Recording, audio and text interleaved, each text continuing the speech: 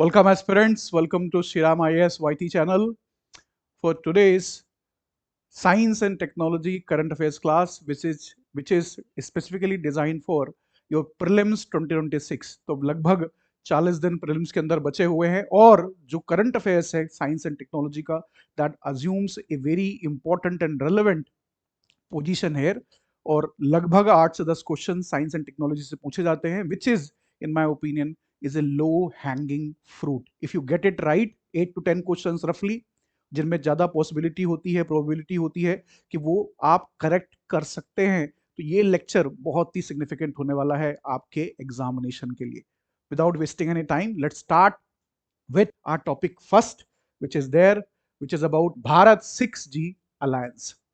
Bharat 6G Alliance, the last 1 year, I'm taking June 2025.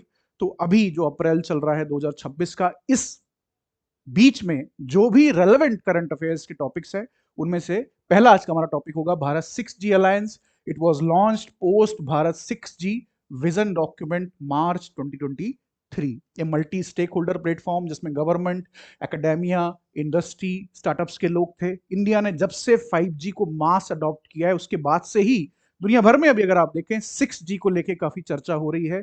6th generation technology for internet बहुत ही ज़्यादा crucial होने वाली है. जो साइबर फिजिकल सिस्टम्स की बात है, इंटरनेट ऑफ थिंग्स की बात है, इस तरह के जो आने वाले आगे इवोल्यूशन और डेवलपमेंट्स होंगे वो डिपेंड करेंगे 6G टेक्नोलॉजी के ऊपर. तो दुनिया भर की जितने भी मॉडर्न इंडस्ट्रियल नेशंस हैं they are working very very hard for the 6G. India wants to completely own 6G technologies in this era. इसीलिए डोमेस्टिक डेवलपमेंट के लिए ये एक अलायंस की समिट बुलाई गई थी ताकि इंडिया में एक future ready indigenous 6G ecosystem बनाया जा सके. Focus R&D, research and development, innovation और स्टैंडर्डाइजेशन और ग्लोबल कोलैबोरेशन के लिए था. इसमें जो की हाइलाइट्स थी कि कैसे इंडिया को ग्लोबल लीडर बनाया जाए 6G में bye 2030.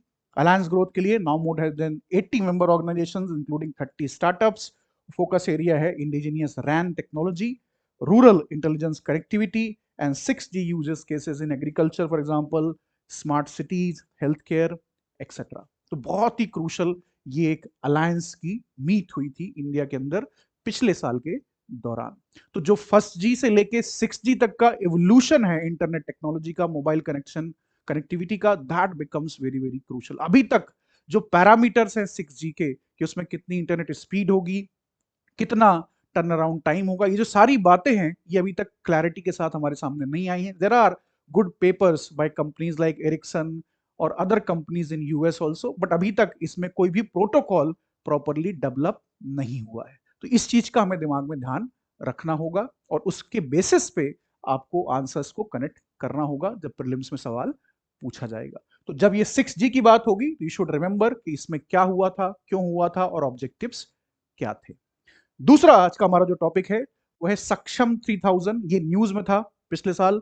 It's a high capacity compact 25.6 terabyte switch router tailboard for modern data centres. Modern data centres के लिए इस सुपर कंप्यूटर को बनाया गया है. Build to power large scale computing clusters, cloud infrastructure, 5G 6G networks, AI workload. तो लगभग जो डिवाइस है it can support 32 ports of 400G and a flexible range of ethernet speed ranging from 1 gigabyte to 400 gigabyte. Ultra low latency है, wire speed processing है, modular cross C dot router operating system भी इसमें लगाया गया है. तो सक्षम 3000 you should remember कि ये क्या है. ये एक कंप्यूटर है जिसको लगाया गया है इंडिया के अंदर. तीसरा आज का हमारा जो टॉपिक है इसमें वो है बायो स्टिमुलेंट्स का. जो डिस्कशन का फॉर्मेट है वो प्रीलिम्स को ध्यान में रख के बनाया गया है. So it will be very fast so that आपका टाइम भी बचे इसमें. और इसमें हुआ क्या, बेसिकली जो हमारे एग्रीकल्चर मिनिस्टर साहब हैं he has expressed strong concern over wide spread complaint from farmers about fake and effective bio stimulant. तो जो प्योरिटी है बायोस्टिमुलेंट की वो न्यूज में थी. हमारे एग्रीकल्चर मिनिस्टर के ऊपर ये सवाल दागे जा रहे थे फार्मर्स कम्युनिटी के द्वारा. तो उन्होंने इसमें स्ट्रॉन्ग ऑब्जेक्शन दिया था, अपने ऑफिशियल्स को डायरेक्शंस भी दिए थे. उसके बाद होता क्या है बायोस्टिमुलेंट, इट्स ए नेचुरल और सिंथेटिक सब्सटेंस और माइक्रो ऑर्गेनिज्म. नेचुरल भी हो सकता है, केमिकली डिजाइंड सिंथेटिक भी हो सकता है, which is applied to a plant और soil to enhance plant growth, productivity and health without being a fertiliser और पेस्टिसाइड। फर्टिलाइजर ये नहीं है, पेस्टिसाइड ये नहीं है, it's a completely different category.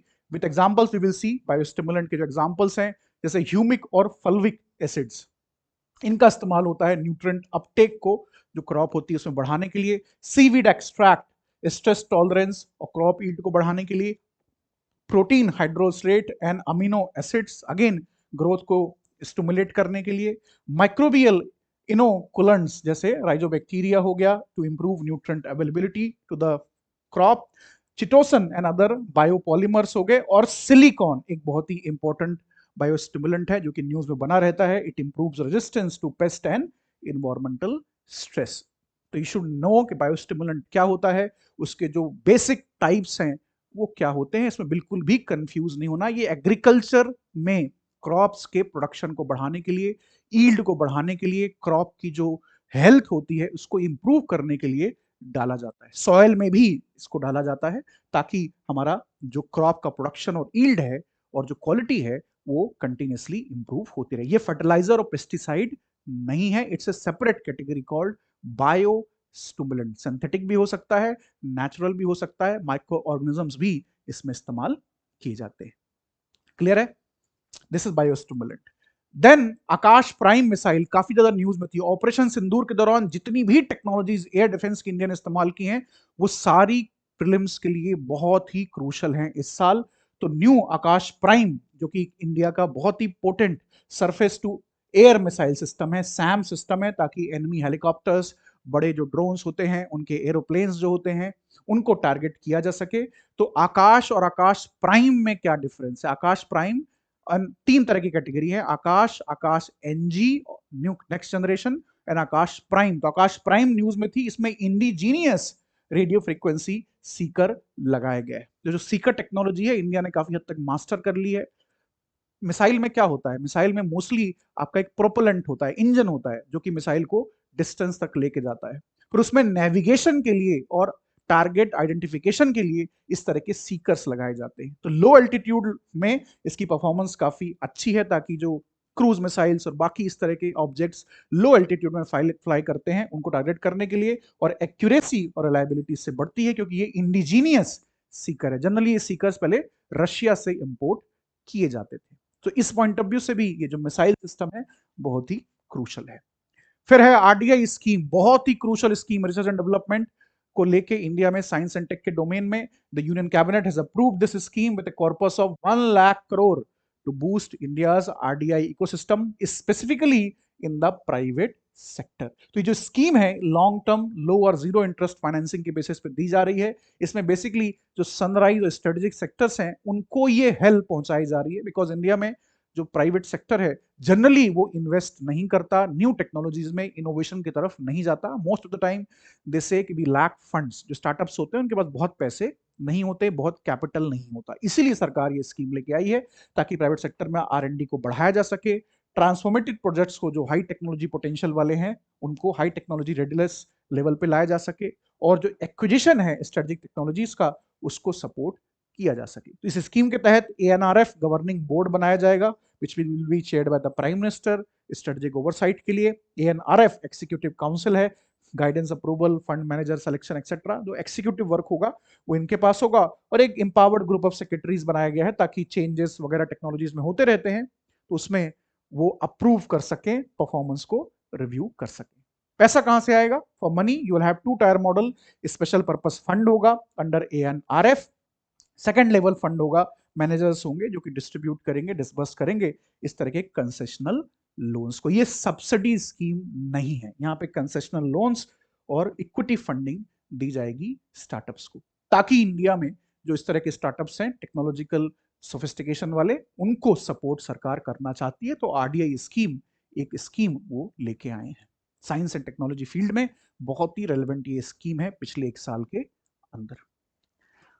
फिर है विंटर फॉग एक्सपेरिमेंट वाइफेक्स 2000 हालांकि 15 में इसको लॉन्च किया गया था, फिर भी ये न्यूज में था। दिल्ली आईजीआई एयरपोर्ट में, इंदिरा गांधी एयरपोर्ट में ठंडियों के महीनों में फॉग की बड़ी भारी समस्या होती है और जो एयरलाइंस के जो ऑपरेशंस हैं वो भी डिसरप्ट इससे होते हैं। तो विंटर फॉग एक्सपेरिमेंट लगाया गया था which has completed 10 years of pioneering research on dense winter fog over north India. कौन लेके आया था इस मिशन को?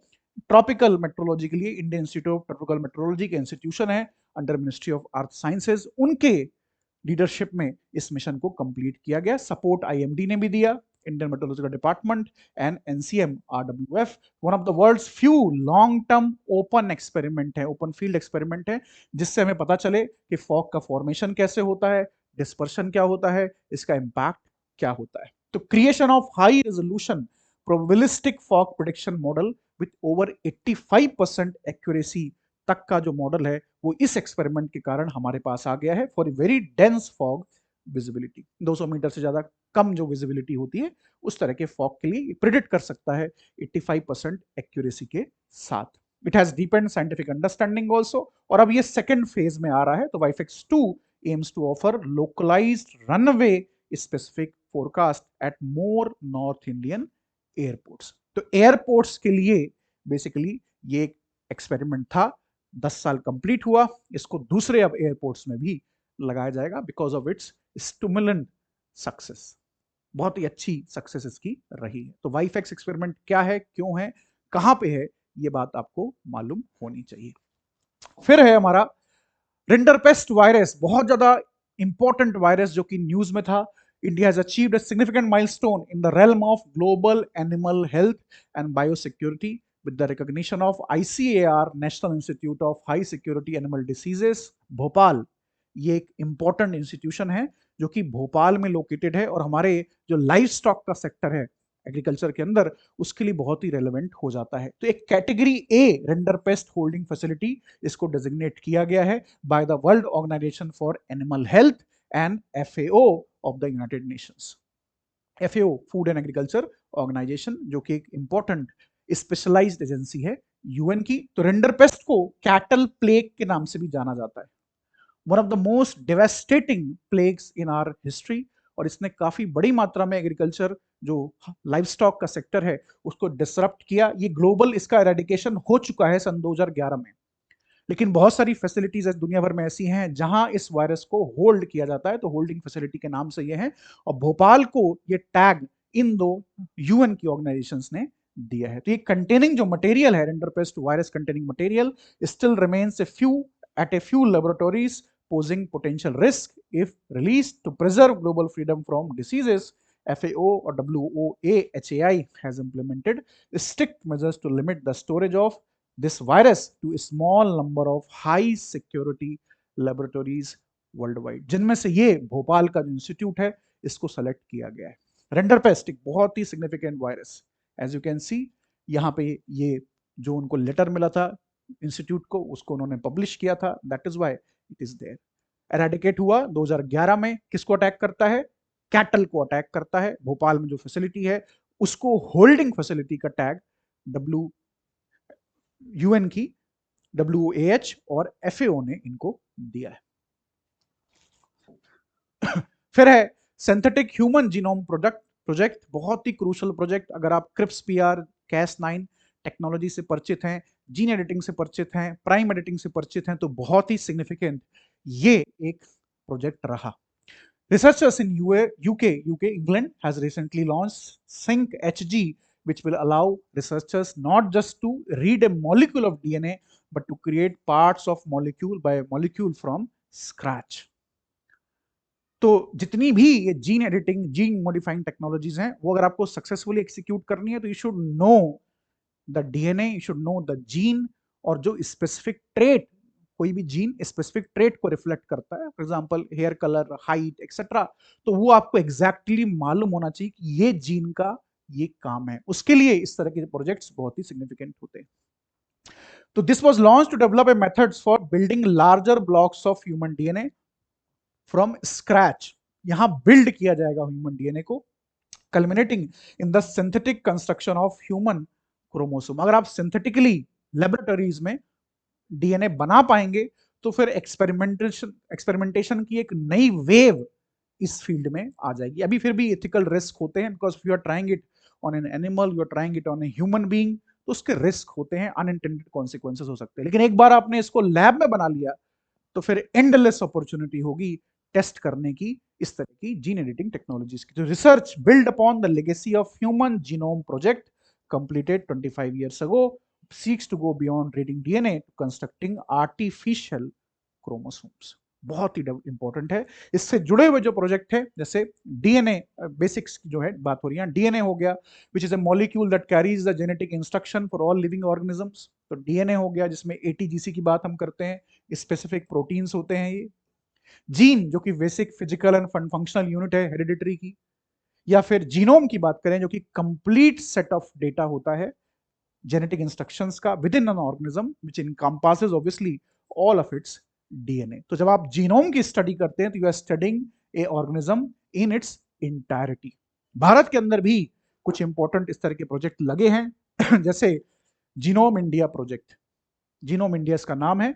It's a pioneering scientific project funded by department of biotechnology, ministry of science and tech. इसमें लगभग 10,000 जीनोम्स को sequence किया जा रहा है belonging to different groups in India, north, east, west, south, central India, different caste groups, different tribal groups, सबके यहाँ पे रिप्रेजेंटेशन होंगे। और इनको एक बार आप बना लेते हो तो फ्यूचर में जो भी टेक्नोलॉजिकल डेवलपमेंट इस फील्ड में होंगे उनकी जो इफिकेसी है वो ज्यादा होगी। ड्रग डिस्कवरी की आप बात करिए, ड्रग रिस्पॉन्स की बात करिए, अदर हेल्थ रिलेटेड एस्पेक्ट्स की बात करिए, यहाँ आपको पता चलेगा। साउथ इंडिया में शुगर, डायबिटीज का जो सिचुएशन है वो वर्स क्यों है compare to north India, for that to know you should have the genome data. ऐसे ही इंडिया जेन प्रोजेक्ट है, इनिशिएटिव है council of scientific and industrial research का, जो कि 2019 में लॉन्च किया गया था to collect and sequence the genome of ethnic Indians in order to develop better public health applications. Again CSIR और institute of genomics and integrative biology, Delhi and CSIR, centre for cellular and molecular biology, Hyderabad, मिलकर इस project को run कर रहे हैं। इसके अलावा global level पे ग्लोबल ह्यूमन जीनोम प्रोजेक्ट भी है, HGP जिसको कहा जाता है।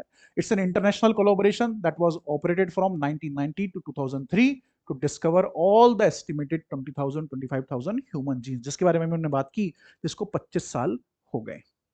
तो ये एक इंपॉर्टेंट प्रोजेक्ट था जो यूके में हो रहा है, that's a separate project. India के जो प्रोजेक्ट्स हैं वो डिफरेंट प्रोजेक्ट्स हैं। तो टोटल 4 प्रोजेक्ट्स के बारे में हमने यहाँ पे बातें की हैं। तो यू शुड नो कि कौन सा प्रोजेक्ट किस समय आया था, कहाँ आया था और इसका रेलेवेंस क्या है। Basic concepts like DNA, chromosomes, gene, genome, ये क्या होते हैं, इनके बीच में डिफरेंसेस क्या है, that is very very crucial. DNA वैसे भी बहुत ज्यादा रेलेवेंट है इस साल के प्रीलिम्स के लिए। क्यों? क्योंकि पिछले साल अहमदाबाद में एक प्लेन क्रैश हुआ था, रिमेंबर? उस प्लेन क्रैश में डेड बॉडीज को आइडेंटिफाई करना काफी कठिन हो गया था, तो डीएनए के बेसिस पे डेड बॉडीज को आइडेंटिफाई किया गया था। तो वो न्यूज में था क्योंकि उसमें भी जो फैमिली मेंबर्स थे डिसीज्ड लोगों के, उन्होंने कंप्लेन की थी कि हमें गलत बॉडीज मिल गई। तो इस बेसिस पे भी डीएनए जो है बहुत ही सिग्निफिकेंट टॉपिक हो जाता है इस साल के प्रीलिम्स के लिए। टियांडु 1 स्पेस प्रोजेक्ट्स, चाहे वो मून प्रोजेक्ट हो, चाहे वो वीनस के लिए हो, चाहे सन की स्टडीज के लिए जो प्रोजेक्ट लॉन्च होते हैं, सब कुछ प्रीलिम्स में रेलेवेंट होता है। तो चाइना का ये एक डीप स्पेस एक्सप्लोरेशन लेबोरेटरी है जो कि सक्सेसफुली इसने कंडक्ट किया है first ever daylight laser ranging communication with a lunar satellite Tiandu 1. तो DSEL और Tiandu 1 both are important. This was the first ever successful daytime Earth to Moon laser ranging trial. अभी तक जो भी trial होते थे वो during night होते थे when the sunlight is simply not there. तो उस केस में ये बहुत ही सिग्निफिकेंट डेवलपमेंट है, टेक्नोलॉजिकल मास्टरी है, और जो सनलाइट का इंटरफेरेंस होता था उसको एड्रेस किया गया है और ये टेक्नोलॉजी वाइबल कर ली है चाइना ने। तो न्यूज में क्यों है, हो सकता है आपसे डिटेल ना पूछी जाए, लेकिन यू शुड नो कि Tiandu 1 कौन से प्रोजेक्ट का नाम है, किस पर्पस के लिए लाया गया, किसने लाया है। HKU5 group of bat viruses. Bats are repositories of multiple viruses. COVID-19 bat के कारण हुआ था एज पर सम एस्टिमेट्स। तो viruses and bats they both are closely related topics. ये अलग बात है कि bats are very big host of viruses, plenty of viruses, लेकिन उससे उनको बीमारियां नहीं होती, तो उनका इम्यून सिस्टम इस तरह से डेवलप हुआ है। But that virus when it jumps into the human it can cause mayhem, जो कि हमने कोविड में देखा। तो new study published in Nature magazine में हैज रिवील्ड कि HKU5 a bat virus is one mutation away from affecting humans and causing the next pandemic.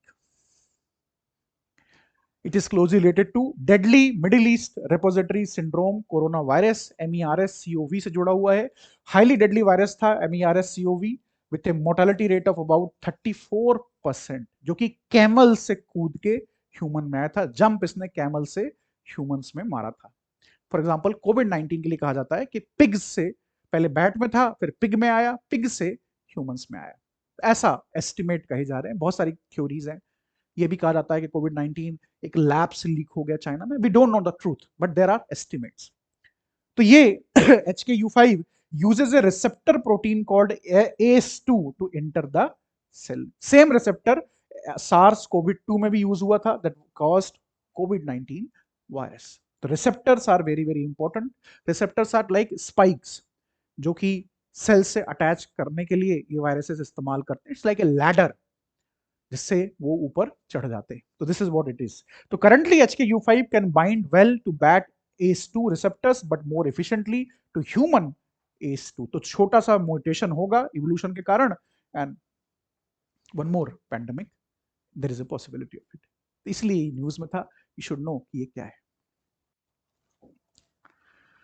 Quantum communication and quantum tech बहुत ही रेलेवेंट टॉपिक इस साल के prelims के लिए। Quantum technology बहुत ही अपने आप में क्रूशल है।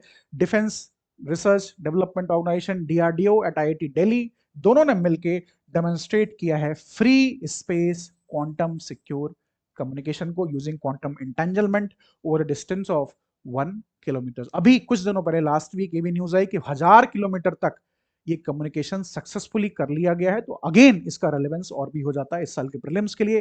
प्रीवियसली 2022 में इंडिया ने first intercity quantum communication link बैठाया था विंध्याचल और प्रयागराज के बीच में, लेकिन उसमें इस्तेमाल ऑप्टिकल फाइबर का किया गया।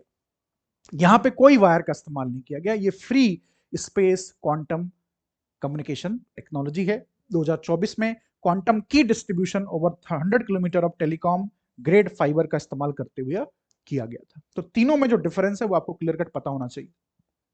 ऊपर वाले में हम बात कर रहे हैं कि कोई भी यहां पे वायर का इस्तेमाल नहीं किया गया, ये वायरलेस कम्युनिकेशन है, जैसे अभी मोबाइल के थ्रू हम कम्युनिकेशन करते हैं। तो जो कोर है इस पूरे क्वांटम कम्युनिकेशन का, क्वांटम एक ऐसी टेक्नोलॉजी है जिसका इस्तेमाल कंप्यूटर्स में भी होता है, जिसका इस्तेमाल स्पेस टेक में भी होता है, जिसका इस्तेमाल कम्युनिकेशन में भी होता है। क्वांटम टेक्नोलॉजी की शुरुआत हुई थी आइंस्टाइन की जो थ्योरी थी ऑन जनरल रिलेटिविटी, उसके बेसिस पे क्वांटम टेक्नोलॉजीज इमर्ज होके आई थी। और बाद में उन्होंने, आइंस्टाइन ने उसको रिजेक्ट कर दिया था कि जो गॉड है डज नॉट प्ले डाइस, क्योंकि ये बहुत ही माइन्यूट लेवल पे होती है ये जो फिजिक्स है, लेकिन इसके बारे में प्रॉपर एक्सप्लेनेशन नहीं है। एक कहावत इंग्लिश में कही जाती है कि if you explain quantum technology to somebody both of you are getting it wrong. तो ये है क्वांटम टेक्नोलॉजी। तो क्वांटम की डिस्ट्रीब्यूशन एक बहुत ही इंपॉर्टेंट कंसेप्ट है। यहां पे हम फिजिकल बिट्स का इस्तेमाल नहीं करते। जनरली डिजिटल डोमेन में 0 और 1 का इस्तेमाल होता है, जिसमें पूरी इलेक्ट्रॉनिक्स आज की हमारी बेस्ड है। यहां पे नहीं होता ये। यहां पे जो फिजिकल स्टेट होता है एटम्स का, उनका जो फेज होता है, जो चार्ज होता है, उसके बेसिस पे डेटा को डिलीवर किया जाता है।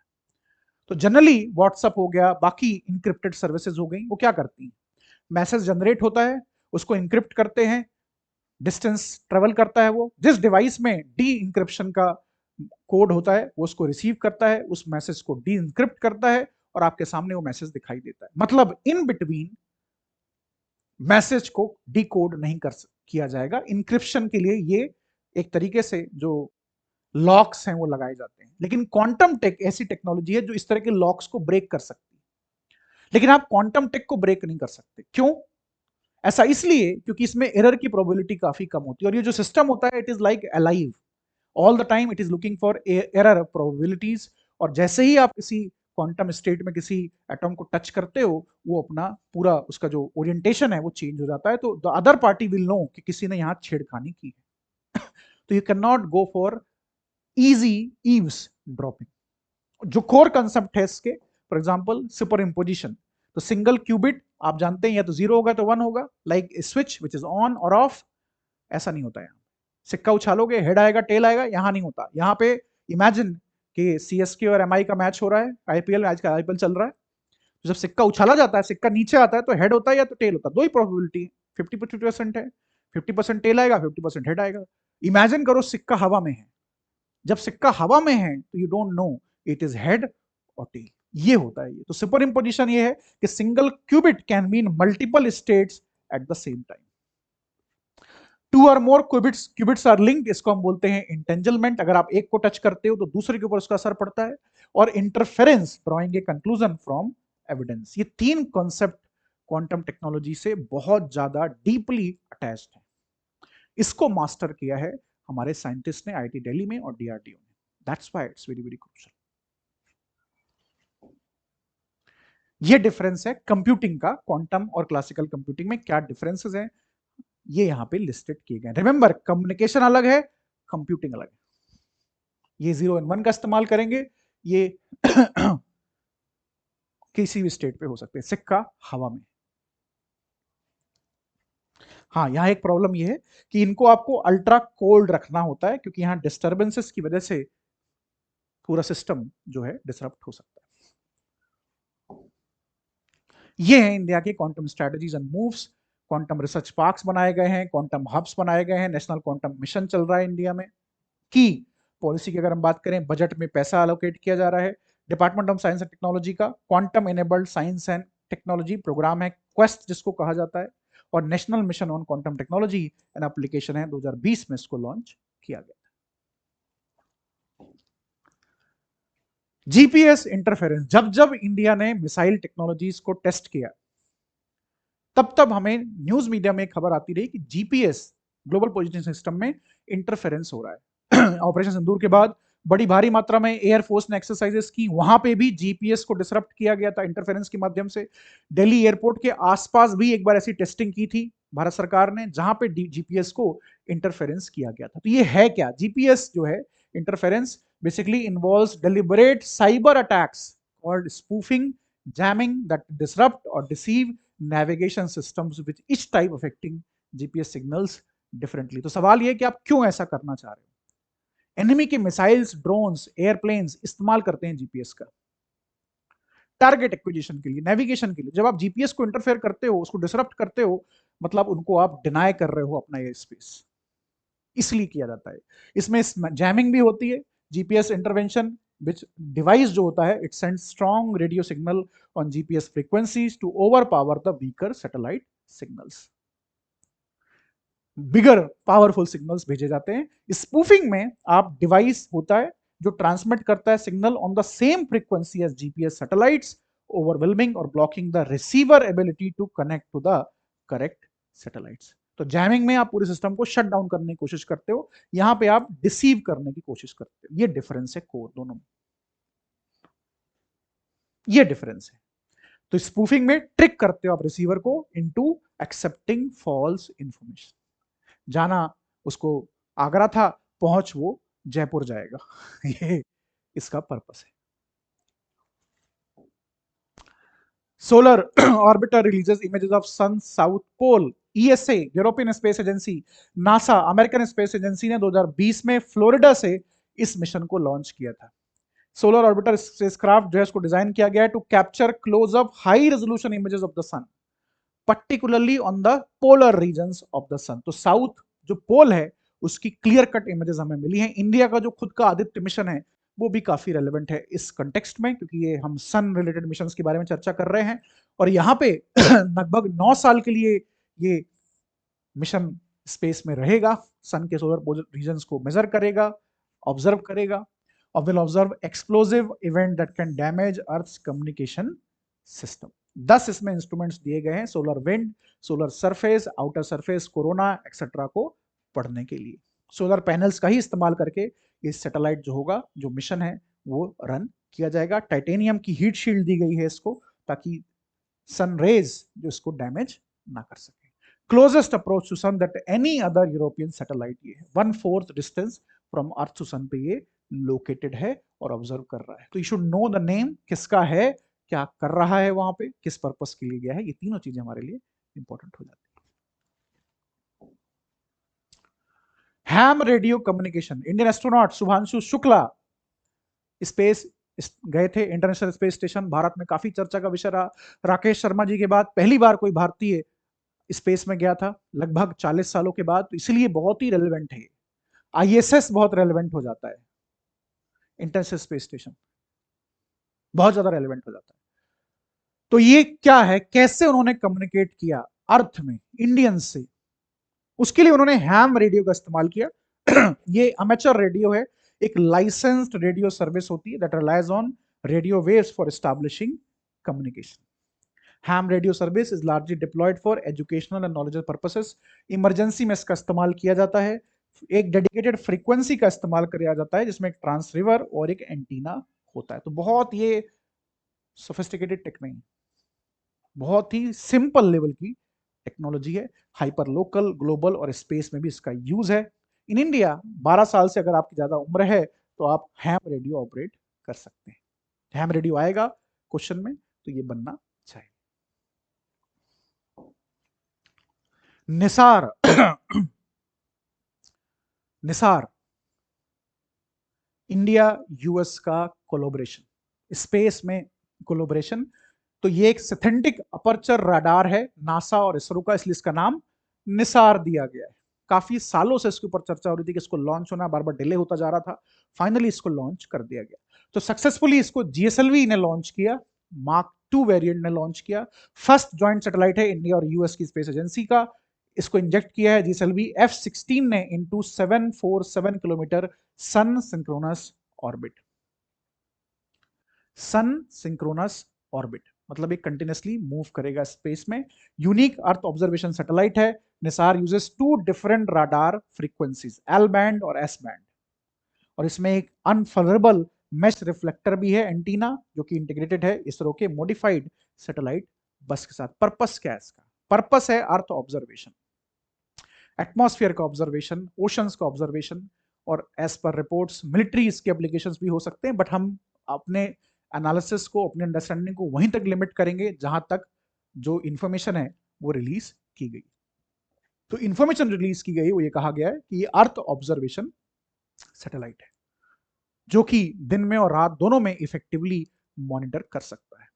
इसीलिए निसार न्यूज में था, बहुत ही सिग्निफिकेंट है।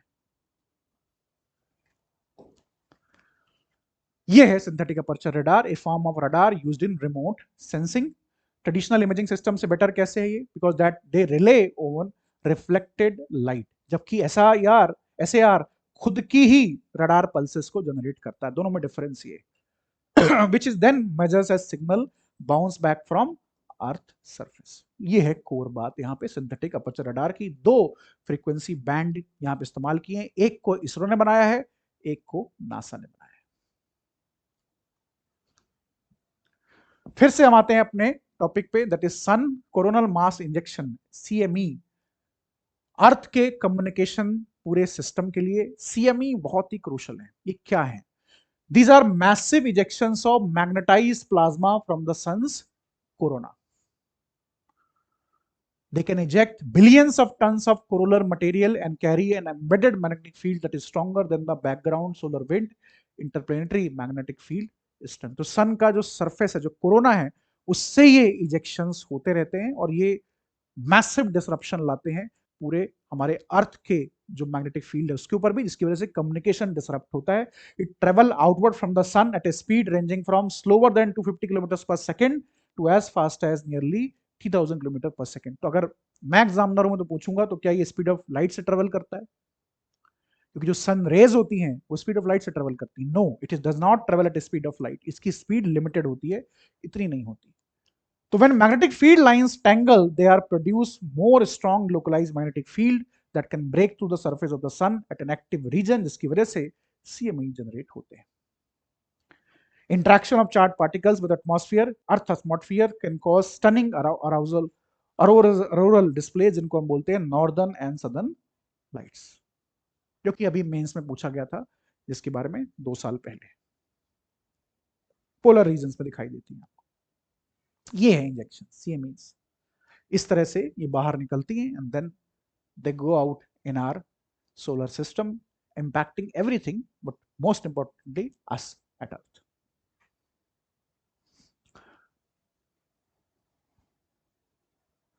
फिर है detection of gravitational waves. Detection of the gravitational waves from this event which occurred billions of years ago was made by the LVK network of observatories involving the LIGO detector in United States of America. पहली बार 2016-17 में इन waves को detect किया गया था. Einstein की general theory of relativity के basis पे इसका एग्जिस्टेंस प्रेडिक्ट किया था आइंस्टाइन ने 1 सदी पहले.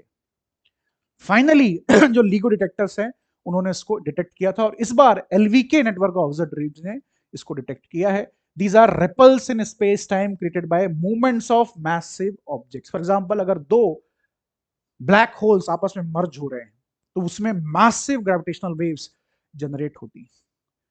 And these objects are located billions and billions light years away. तो इमेजिन करो कि 3 बिलियन साल पहले कोई कोलिजन हुआ दो ब्लैक होल का, वहां से वो वेव्स ट्रेवल होती होती अभी हमारे पास आई. ये भी अपने आप में एक साइंटिफिक अम्यूजमेंट वाली बात है कि जब आप स्टार की तरफ देखते हो फॉर एग्जांपल स्पेस में, तो you are looking at past. Yes, जो तारे दिखाई देते हैं वो भूत में है, they are in the past. क्यों? क्योंकि इतने ज्यादा वो डिस्टेंस पे लोकेटेड है कि वहां से उनकी जो लाइट ट्रेवल होते हुए हमारे आंखों में आ रही है, वो हो सकता है वहां से 50,000 साल पहले निकल के आई हो, उसको आने में 50,000 साल लग गए, even though it is moving with the speed of light. इतनी ज्यादा डिस्टेंस है ऑब्जेक्ट्स के बीच में. इसीलिए ये बिलियंस ऑफ ईयर्स पहले कोलिजन हुआ, लेकिन इसकी जो रिपल्स हैं वो अभी आपको मिल रही हैं बिकॉज ऑफ द डिस्टेंस. तो जो एग्जिस्टेंस है जनरल थ्योरी ऑफ रिलेटिविटी में प्रोजेक्ट किया गया था 2015 में पहली बार. LIGO laser interferometer gravitational wave observatory ने इसको मेजर किया था. Latest discovery scientifically significant because it involves black holes from far massive than any previously detected through gravitational waves. So the next topic for us is space-based internet and Starlink. The Indian Space Promotion and Authorization Center in Space had recently given final approval to Elon Musk Starlink to launch satellite broadband in India. ये बहुत ही important development है. पिछले पूरे साल में अगर हम चर्चा करें, देखें तो Americans were pushing this very hard. जब वो ट्रेड एग्रीमेंट के बारे में डिस्कशंस हो रहे थे इंडिया अमेरिका के बीच में, तो इस चीज को बहुत पुश कर रहे थे कि स्टारलिंक को इंडिया में एंट्री दी जाए. और फाइनली यहां पे उन्होंने परमिशन इसको दे दी है. इन स्पेस एक बहुत ही इंपॉर्टेंट एजेंसी है जो इंडिया की न्यू स्पेस पॉलिसी है उसमें ये इंस्टीट्यूशन क्रिएट किया गया था, जो कि सिंगल विंडो ऑपरेशन करता है. जो भी प्राइवेट और गवर्नमेंट रिलेटेड लॉन्चेस होते हैं, पूरे जो ऑपरेशंस होते हैं वो इसके अंडर आते हैं. ये एक independent single window nodal agency है that functions as an autonomous agency in the department of space. Space based internet और सैटेलाइट बेस्ड इंटरनेट क्या होता है? नेटवर्क ऑफ सैटेलाइट्स होती हैं ऑन लो अर्थ ऑर्बिट. इनका लो अर्थ ऑर्बिट में होना बहुत जरूरी है सैटेलाइट इंटरनेट के लिए. Thousands and thousands of satellites इसमें होती हैं. तो जैसे एयरटेल वन वेव का एक प्रोजेक्ट है, ऐसा ही स्टारलिंक का एक प्रोजेक्ट है जिसने सक्सेसफुली यूक्रेन में अपनी सर्विसेज दी हैं. जब रशिया ने यूक्रेन के इंटरनेट को कट ऑफ कर दिया तो उस वक्त स्टारलिंक उनके रेस्क्यू के लिए आया था. लॉन्च किया था 2019 ने स्पेसएक्स को. स्पेसएक्स ने इसको 42,000 स्मॉल सैटेलाइट्स को लो अर्थ ऑर्बिट में रखा गया है, रफली 547 kilometre overhead, to offer high speed internet in more than 100 countries globally. कैसे ऑपरेट करता है? ये बहुत ही सिंपल डिवाइस है. एक ग्राउंड स्टेशन होता है जहां से लिंक को कू का और वी बैंड में अपलिंक किया जाता है. फॉरवर्ड लिंक होता है, सैटेलाइट से राउट होके आप एक डिवाइस के माध्यम से, एक टर्मिनल के माध्यम से इसको डाउनलोड कर सकते हो. मंथली इसका बिल आता है और कंप्लीटली ये सैटेलाइट बेस्ड है. तो बहुत सारे रिमोट एरियाज में जहां पे केबल, फाइबर केबल कनेक्शंस नहीं है, वहां पे इस सर्विस का इस्तेमाल किया जा सकता है, जिसको फाइनली परमिशन दे दी गई है. इंडिया में एयरटेल एक कंपनी है जो वन वेब के साथ, यूके बेस्ड कंपनी के साथ इस पे काम कर रही है. तो that is also very very relevant. इसके बाद हमारा टॉपिक है animal stem cell biobank, first of kind state of the art animal stem cell biobank और animal stem cell laboratory inaugurate किया गया है national institute of animal biotechnology Hyderabad के अंदर। इस तरह की लेबोरेटरीज का मेन पर्पस होता है जो सेल बैंक होते हैं कि हाई क्वालिटी स्टेल सेल्स को वेरियस एनिमल स्पीसीज के से निकाल कर इसके अंदर अल्ट्रा कोल्ड कंडीशंस में स्टोर किया जा सके ताकि स्पीसीज का जो एक्सटेंशन होता रहता है ये इसको प्रिवेंट किया जा सकते। प्राइमरली इसका ये पर्पस है। National institute of animal biotechnology NIAB ने इसको डेवलप किया है under the department of biotechnologies BRIC, biotechnology research innovation council. ये क्या है? एनआईएबी के बारे में अगर हम बात करें, ये ऑटोनोमस इंस्टीट्यूट है under the department of biotechnology, ministry of science and technology, जो कि रजिस्टर्ड है as a registered society as per the Andhra Pradesh government act 2001। उस वक्त आंध्र प्रदेश और तेलंगाना एक राज्य होते थे, इसलिए सन 2001 में इसको बनाया गया। तो इसलिए आंध्र प्रदेश गवर्नमेंट एक्ट की जो सोसाइटी है, जो लॉ है, उसके अंडर इसको रजिस्टर किया गया था। ये फैक्ट बेस्ड क्वेश्चंस हैं, इस तरह के सवाल पूछे जाते हैं। ऐसा ही एक टॉपिक है अल्टर मैग्नेट्स, बहुत ही रेलेवेंट इस साल के प्रीलिम्स के लिए। इसको रिसेंटली डिटेक्ट किया है साइंटिस्ट कम्युनिटी ने by striking a novel behaviour in ultra magnets that could have potential to revolutionise the design of electronic devices. तो जनरली जब हम बात करते हैं फ्यूचर टेक्नोलॉजीज की, तो यूपीएससी को बहुत पसंद आती है। यहाँ पे जो फ्यूचरिस्टिक टेक्नोलॉजीज हैं like spintronics, manipulating the spin off electrons instead of their charge. Alter magnets are a newly discovered class of magnetic materials that enjoy the best properties of both existing ferromagnets and anti-ferromagnets. Magnet, अगर आप अपने childhood में कभी अपने magnet से खेला हो, it can attract the metals like iron very well, it stick to the iron, उसको हम बोलते हैं फेरोमैग्नेट्स। एंटी फेरोमैग्नेट्स मैग्नेटिज्म को कैंसल करने के लिए होता है, तो दोनों एक दूसरे के अपोजिट हैं। यहां पे इन दोनों से बेटर प्रॉपर्टीज अल्टर मैग्नेट्स की हैं। तो ferromagnets kind of magnetism that is associated with iron, cobalt, nickel and some other alloys. Anti ferromagnetism जो होती है मैग्नेटिक फिनोमेना है where the magnetic moments of electrons in a material align in opposite direction, तो एक दूसरे को cancel out ये कर देते हैं। इससे तीसरा अल्टरनेटिव है अल्टर मैग्नेट्स। तो बेसिकली क्रोमियम एंटीमोनाइड का इस्तेमाल यहां पे किया जाता है। ये मेटालिक इन नेचर है। मैग्नेटिक ऑर्डर जो है it is sustaining up to more than 2 times that of room temperature. Largest alter magnet spin splitting equivalent to more than 30 times that of room temperature. तो हमें यहाँ पे याद ये रखना है कि फेरोमैग्नेट क्या होते हैं, एंटी फेरोमैग्नेट क्या होते हैं। अल्टर जो मैग्नेट है वो प्राइमरली लिंक्ड है क्रोमियम एंटीमोनाइड के साथ। ये जो रिसर्च हुई है ये SN Bose national centre for basic sciences में हुई है, ऑटोनोमस इंस्टीट्यूशन है of department of science and technology का। फंक्शन क्या होगा, when for example electric current जब ये मूव करती है within the layers of the crystal, for example similar to flowing along the pages of the book, it is carried by electrons typical of n type materials में, but when current is sent across the layers like flipping through the pages, holes, the absence of electrons take over a trait of p type materials. तो n type और p type, ये बहुत ज्यादा आपको इसमें electronics में घुसने की जरूरत नहीं है। सिंपल सा सवाल आएगा, जो सवाल आएगा वो प्रॉपर्टीज को लेके आएगा, मटेरियल को लेके आएगा, एप्लीकेशंस को लेके आएगा। तो इस चीज पे हमें फोकस करना है यहाँ पे। Solar eruption integral field spectrograph SNIFS news में है क्योंकि ये फर्स्ट एवर मिशन है जिसको नासा ने लॉन्च किया है ताकि energy and dynamics of the chromosphere, जो सन का क्रोमोस्फीयर है, उसको स्टडी किया जा सके। तो सन के पोलर रीजन, सन का कोरोना, क्रोमोस्फीयर, सबको पढ़ने के लिए, समझने के लिए डिफरेंट डिफरेंट मिशंस लॉन्च किए जा रहे हैं। तो क्रोमोस्फीयर क्या है? It is located between sun's visible surface और photosphere and its outer layer the corona. तो कोरोना और फोटोस्फीयर के बीच का जो एरिया है वो ये है। डिफरेंट लेयर्स जो है सन के एटमॉस्फेयर की, they have been researched at length, but बहुत सारे सवाल आज भी बचे हुए हैं। बहुत ही इल्यूसिव ये स्टार है हमारे सोलर सिस्टम का। तो इट्स ए साउंडिंग रॉकेट जो सिस्टम है स्निफ का, design to break new ground by using a unique set of capabilities to probe the chromosphere. Objective है कि जो एनर्जेटिक्स हैं और जो डायनेमिक्स हैं क्रोमोस्फेयर की, उनको पढ़ा जाए by creating a next generation solar spectral imager. That is the purpose of this mission. SNFs.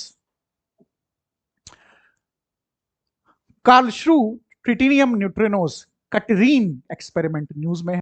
Researchers have recently found कि KATRIN experiment set new constraints on interaction involving neutrinos that could arise from unknown physics that is not yet explained by the standard model. तो ये जो aspect है neutrinos का, बहुत ही obscure ये building parts हैं हमारे यूनिवर्स के. Neutrinos, as I speak, trillions of neutrinos are crossing my body, crossing this screen, but they do not interact at all.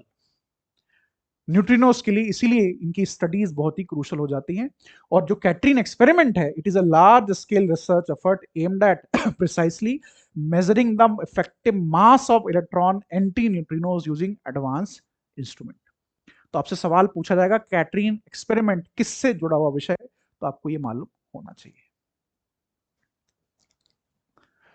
फिर है Vikram 32 bit processor launch vehicle grade chip. Recently India ने first fully indigenous 32 bit microprocessor, जिसका नाम दिया गया है विक्रम साराभाई के नाम पे, विक्रम 3201, उसको सेमिकॉन इंडिया 2025 में रिलीज किया.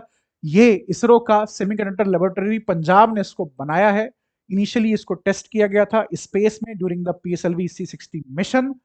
2 बिट आर्किटेक्चर इसमें इस्तेमाल किया जा रहा है. प्रोसेसेस डेटा इन 32 बिट चंक्स और काफी ज्यादा रोबस्ट है, क्योंकि स्पेस मिशंस में इन चिप्स को लगाया जाएगा हमारे व्हीकल्स में, हमारी सैटेलाइट्स के अंदर. इसीलिए स्पेस कंडीशंस के लिए इसको प्रिपेयर किया गया. तो ये क्या है, कैसे ऑपरेट करता है, किसने बनाया है, इसका पर्पस क्या है, प्रीलिम्स के लिए रेलेवेंट है. सिंपल सवाल होते हैं साइंस एंड टेक में, बहुत सोफिस्टिकेटेड आपसे सवाल नहीं पूछे जाते.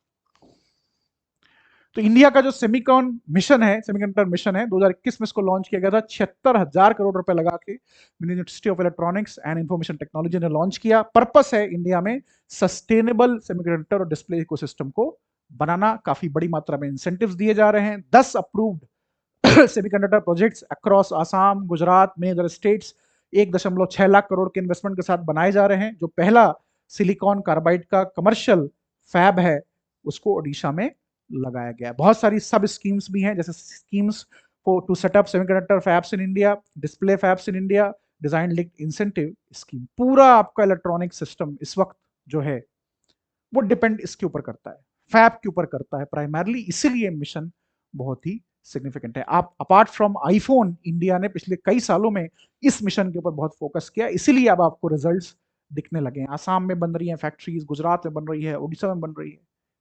That is why it is crucial. mRNA technology based cancer vaccine Enteromix news में है.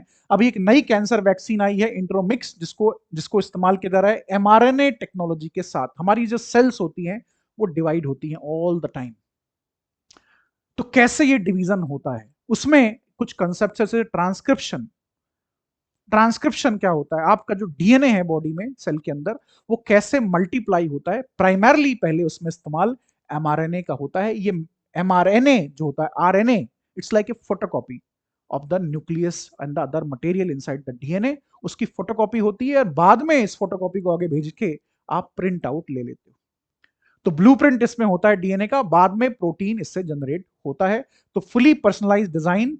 Each vaccine is crafted based on the genetic makeup of the individual's tumor. अभी हमने जीनोम प्रोजेक्ट डिस्कस किया था, उसके कॉन्टेक्स्ट में आप इसको देखिए. और ये जो प्लेटफॉर्म है, रैपिड डेवलपमेंट अलाउ करेगा, स्केलेबिलिटी अलाउ करेगा, something decades long efforts in cancer vaccines which they have lacked. बहुत ही रेलेवेंट है एमआरएनए वैक्सीन. कैसे काम करती है ये, तो एमआरएनए क्या है, mRNA lives in our cells and carries information. तो how to build the proteins, how it is used. Vaccine के अंदर इसका इस्तेमाल किया जाता है ताकि आइडेंटिकल जो प्रोटीन है उसको डेवलप किया जाए. Basically to build a protein identical to part of a virus और बैक्टीरियम. उसके बाद how does it help, protein एक बार असेंबल हो जाता है तो our immune system recognises as a foreign body, और इम्यून सिस्टम ऑपरेशनलाइज होके उसको डिस्ट्रॉय कर देता है. What happens next, the body immune system cells they take over, remember which protein to target, और जब बाद में कभी कैंसर का डेवलप होगा तो इसको वो अटैक कर सकेगा. कैंसर बहुत ही साधारण बीमारी है. यस, डेडली है, साधारण है. साधारण कैसे है, आपकी कुछ सेल्स जो हैं वो बैड एक्टर्स में कन्वर्ट हो जाती है because of chemical, because of environmental stress etcetera, उसको हम बोलते हैं कैंसर। सवाल ये उठता है कि हमारा इम्यून सिस्टम उसको डिटेक्ट क्यों नहीं कर पाता। तो इम्यून सिस्टम एक इतना रेलेवेंट यहां पे सिस्टम है जो कि कैंसर को इमीडिएटली डिस्ट्रॉय कर सकता है, provided they identify it correctly. इसीलिए ये वैक्सीन रेलेवेंट हो जाती है। प्रत्यूष प्रोजेक्ट न्यूज में है, probing reionization of the universe using signal from hydrogen, space payload mission है, मून की फार साइड में इसको ऑर्बिट करने के लिए बनाया जा रहा है। रमन रिसर्च इंस्टीट्यूट इसको बना रहा है, एक ऑटोनोमस इंस्टीट्यूट है under DST, government of India. Future radiometer का इस्तेमाल होगा इसमें in lunar orbit that will answer questions about the first star formed in our universe. तो प्रत्यूष मिशन इंडियन मिशन है, जैसे नाम से सजेस्ट हो रहा है। किसने बनाया है, कौन इसको यूज करेगा, वो रेलेवेंट है प्रीलिम्स के लिए। फिर है perovskite the wonder material, IIT Gandhinagar ने इसको डेवलप किया है। New method for sustainable production of hydrogen using the perovskite material that is structurally stable in water and does not require any noble metal co-catalyst। क्या है basically ये calcium titanium का oxide mineral है with the chemical formula CaTiO3। it was discovered in Ural mountains of Russia। ये specific class के materials हैं known for their remarkable ability to absorb light and transport electric charge which can make them attractive for solar energy applications। कहाँ discover हुआ था, material exactly क्या है, इसका application क्या है, तीन चीजें हमें याद रखनी है। जब प्रीलिम्स में सवाल आएगा it will be far more easier for you to answer. Man portable autonomous underwater vehicle, again defence related issue, DRDO ने डेवलप किया इसको। MPAUV science and technology laboratory Visakhapatnam DRDO की लेबोरेटरी है, उसने डेवलप किया इसको। डीआरडीओ कोई single laboratory का नाम नहीं है, चेन ऑफ लेबोरेटरीज हैं जो डीआरडीओ को कॉन्स्टिट्यूट करती है। तो इनकी विशाखापट्टनम में एक लेबोरेटरी है जिसने इसको बनाया है। साइड स्कैन सोनार, अंडर वाटर कैमराज इसमें होंगे। Deep learning based target recognition algorithm इसमें लगाई गई है और strong under water acoustic communication technology भी इसको दी गई है। as visible in the picture this is an autonomous underwater vehicle। Submarines जो होती हैं वो मैन्ड होती हैं, उसमें इंसान अंदर होते हैं, ये ऑटोनॉमस व्हीकल्स हैं। That's why it is in the news, that is why it is relevant. Neodymium a light rare earth element, Indian rare earth limited IREL ने इसको according to them India is going to increase this production 9-fold to 500 tons by financial year 2027, 200 ton by financial year 2022 ये था, और अब इसको 500 ton लाया जाएगा 2027 तक। क्यों? क्योंकि ये लाइट रेयर अर्थ मेटल है जिसकी lanthanide series of the periodic table में आती है, काफी डक्टाइल है, मेलिएबल है, बहुत ज्यादा इसको आप मोड़ सकते हैं इजिली। व्हाइट सिल्वरी मेटल है, बेसिकली मिनरल्स जहां मोनेटाइज सैंड्स होती हैं, बैसनासाइड होते हैं, वहां पे ये मिलता है आपको। न्यूक्लियर फिजन का ये प्रोडक्ट भी है। वियना में इसको डिस्कवर किया था 1885 में, और स्ट्रॉन्गेस्ट परमानेंट मैग्नेट जो अवेलेबल हैं उसमें इसकी गिनती होती है। तो 40 टन्स रफली इंडिया ने 2024 में इसको प्रोड्यूस किया था when the rare earth crisis was its peak. तो ये जो रेयर अर्थ्स हैं ये विटामिन हैं मॉडर्न इंडस्ट्री के। जितनी भी नई टेक्नोलॉजीज हैं, चाहे वो एरोस्पेस में हो, चाहे वो ड्रोन्स में हो, एआई में हो, हर जगह इनका रेलेवेंट है, पर्टिकुलरली ईवीज के अंदर, इलेक्ट्रिक व्हीकल्स के अंदर। इसीलिए न्यूज में था। बिरसा 101 क्रिप्स बेस्ड जीन थेरेपी लाई गई है। Researchers from the CSIR institute of genomics ने डेवलप किया है इसको, और सीरम इंस्टीट्यूट ऑफ इंडिया जो कि काफी बड़ी वैक्सीन मैन्युफैक्चरर कंपनी है पुणे में, उसको इसको दिया गया है बनाने के लिए। दिस इज नोन एज, जो कि यहाँ पे प्लेटफॉर्म यूज किया गया है उसका नाम है INFN Cas9। Cas9 एक स्पेसिफिक प्रोटीन होता है जिससे जीन एडिटिंग की जाती है। इट्स लाइक ए सीजर, ये सीजर है जिससे आप डेजिग्नेटेड डीएनए को, जीन को कट कर सकते हो, उसको मॉडिफाई, नया इंसर्ट कर सकते हो, रिप्लेस कर सकते हो। तो इसको लाया गया है सिकल सेल डिसीजेस को एड्रेस करने के लिए, जो इंडिया की ट्राइबल कम्युनिटीज में पाई जाती है। ये एक रेयर डिसीज है इसमें आपकी जो आरबीसी होती है, जो डिस्क होती है, वो टिल्टेड होती है। इस वजह से लोगों को शरीर में ऑक्सीजन की कमी भी होती है। तो सिकल सेल एक बहुत ही रेयर डिसीज है जिसको एड्रेस करने के लिए ये टेक्नोलॉजी लाई गई। CSIR टेक्निक का इस्तेमाल होगा इसमें।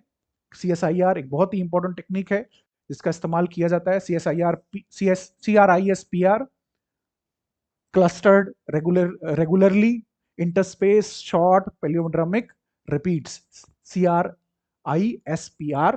इसमें जो Cas9 है वो सीजर है जिससे आप कट करते हो। 2012 में प्राइमरली इसको डिस्कवर किया गया था। 2020 में जो नोबेल प्राइज था केमिस्ट्री का, वो इसी टेक्नोलॉजी के लिए 2 वुमन रिसर्चर्स को दिया गया। ये है टेक्नोलॉजी। तो इसमें आप करते क्या हो, टारगेट जो डीएनए है जिसकी वजह से ये आरबीसी का साइज टिल्ट है, इसको आप कट कर देते हो Cas9 के माध्यम से और इसको रिप्लेस कर देते हो नए से, ताकि इस तरह की प्रॉब्लम्स ना हो। तो जो फैक्ट्री फॉल्ट्स हैं उनको रिसेट करने की हम बात। Sickle cell disease, as I said, अब नॉर्मल हीमोग्लोबिन होते हैं इस तरीके के, और नॉर्मल जो हीमोग्लोबिन होते हैं उनका ऐसा साइज होता है। यहां पे ये because of a faulty gene size ऐसा हो जाता है। यस, ग्लोसास9 ये एक बायो ल्यूमिनेसेंट Cas9 प्रोटीन है that glows inside cells. Related topic है ये। Created by fusing Cas9 with split nano luciferase enzyme from the deep sea shrimp proteins. तो ये ग्लो करता है। तो जो ग्लो है, it enables scientist to track CRISPR edits in living cells, tissues, plants, leaves without causing any harm. यहाँ पे it is programme to insert the DNA corresponding to Acharya into the genome in honoring Acharya Jagdish Chandra Bose, founder of the Bose Institute. India's first liquid helium cryogenic facility is in the news क्योंकि इसको inaugurate किया है IIT Bombay में minister of state for science and technology ने। तो liquid helium जो है ये क्या है? Liquid helium is defined as a quantum liquid that remains in a liquid state even at the absolute zero temperature. Zero हो जाए फिर भी ये लिक्विड बनी रहेगी, exhibiting unique properties due to its isotopes. तो ये जो फैसिलिटी है, this is indispensable for MRI systems, advanced material characterization and cryogenic electron microscopy. It will significantly boost India's capabilities in cryogenic engineering, superconductivity, quantum tech, quantum computing, photonics, etc. Healthcare में भी इसका इस्तेमाल होगा। Remember, MRIs में जो helium का इस्तेमाल होता है, इसका प्रोडक्शन इंडिया में इतना ज्यादा नहीं होता, इसको हम कतर से इंपोर्ट करते हैं। तो अभी वॉर हो रही है तो डिसरप्शन हो गया है, तो बहुत ज्यादा मात्रा में MRIs जो मशीन्स आप इस्तेमाल करते हो हेल्थ केयर फैसिलिटीज में, they are under stress. That is why it's very very relevant. C20 cryogenic engine अभी हमारे जो अपर स्टेज है, लॉन्च व्हीकल GSLV Mark 3, इसका नाम चेंज करके LVM-3 कर दिया गया है। इसमें इसका इस्तेमाल किया जाएगा। बहुत ही रेलेवेंट डिजाइन है ये। डिजाइन इसको किया गया है by liquid proportion system centre Valiamala, Kerala ने। ये थर्ड स्टेज को पावर करेगा। जो थर्ड स्टेज होगा LVM-3 का, already qualified for operation at the thrust level ranging from 19 to 22 tons in flight with a single start. कितना ज्यादा आप लो अर्थ ऑर्बिट में पेलोड लेके जा सकते हो, इस बात पे निर्भर करता है आपका फ्यूचर मैन्ड मून मिशन और मैन्ड मार्स मिशन, या आप भारतीय अंतरिक्ष स्टेशन, इंटरनेशनल स्पेस स्टेशन की तुलना में हम अपना खुद का एक अंतरिक्ष स्टेशन लाने जा रहे हैं। तो ये सब कुछ डिपेंड करता है कि आपका जो स्टेज 3 है वो कैसे ऑपरेट करेगा। तो गगनयान मिशन के लिए इसको क्वालिफाइड कर दिया गया है। It proves the upper stage of LVM-3 with lift off capability of 4000 tons. Semi cryogenic मतलब यहां पे जो हाइड्रोजन और जो ऑक्सीजन फ्यूल है उसको लिक्विफाई करके उसको काफी लो टेम्परेचर्स में रखा जाता है। तो ये बहुत ही सेंसिटिव टेक्नोलॉजी। ये है LVM Mark 3। बड़ा, सबसे बड़ा हमारे पास लॉन्च व्हीकल यही है। 4 टन क्लास सैटेलाइट्स को ये GTO तक लेके जा सकता है, जियोसिंक्रोनस ट्रांसफर ऑर्बिट, और 10 टन तक लगभग लो अर्थ ऑर्बिट में। पहला स्टेज इसका S200 सॉलिड रॉकेट बूस्टर्स है। दूसरा स्टेज L110 लिक्विड स्टेज है, और तीसरा स्टेज सेमी क्रायोजेनिक C20 होगा। OraMine 0 found by the state food safety departments in unnaturally bright yellow chickpeas, चना के अंदर। अगर आप चना खाना पसंद करते हैं, छोले की सब्जी खाना पसंद करते हैं, तो न्यूज आपके लिए है। ये मिली है, ये क्या है? ये सिंथेटिक येलो डाई है जिसको इस्तेमाल किया जा रहा है कलर करने के लिए चना को। तो कितना भी आप बाजार से कुछ भी खरीद के खाने की कोशिश करें कि लीस्ट हार्मफुल होगा, वहां भी इस तरह की चीजें होती है। ये प्रिंटिंग प्रेसेस में, पेपर मैन्युफैक्चरिंग में इनका इस्तेमाल होता रहा है और ये अब हमारे खाने में आ गया है। तो विविड कलर इसका होता है, इनएक्सपेंसिव होता है, but auramine O is not approved for use as a food colour in India, US, European Union etcetera.